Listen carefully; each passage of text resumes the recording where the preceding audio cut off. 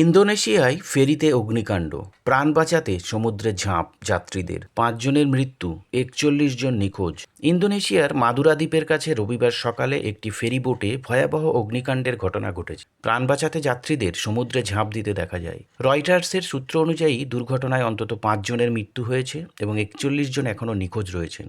ইন্দোনেশিয়ার জাতীয় অনুসন্ধান ও উদ্ধারকারী সংস্থার তথ্য মতে ফেরিটিতে ক্রু মেম্বার সহ মোট ২৭১ জন যাত্রী ছিলেন। ফেরিটি পূর্ব জাভা প্রদেশের সুরাবাইয়া থেকে দক্ষিণ সুলাওয়েসির মাকাসারের দিকে যাচ্ছিল। পথে মাদুরা দ্বীপের কাছে এতে আগুন ধরে যায়।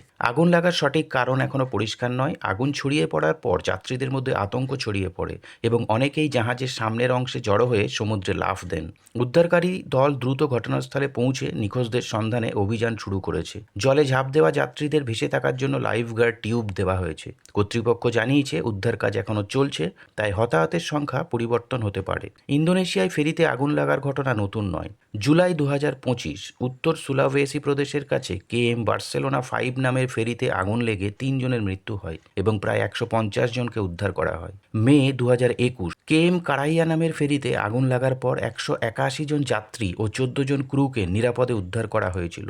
ইন্দোনেশিয়ায় কেন বারবার ফেরি দুর্ঘটনা ঘটে? এর ভৌগোলিক কারণ হল বহু দ্বীপের দেশ হওয়ায় এক দ্বীপ থেকে অন্য দ্বীপে যাতায়াতের জন্য ফেরিই মানুষের দৈনন্দিন ভরসা। অতিরিক্ত পুরনো জাহাজ, সময়মতো রক্ষণাবেক্ষণের অভাব এবং ধারণ ক্ষমতার চেয়ে বেশি যাত্রী বহন করা, প্রতিকূল আবহাওয়া, সমুদ্রের উত্তাল ঢেউ এবং নিরাপত্তা সংক্রান্ত নিয়মনীতির কঠোর প্রয়োগ না থাকা কারণে ইন্দোনেশিয়ায় বারবার ফেরি দুর্ঘটনা ঘটে।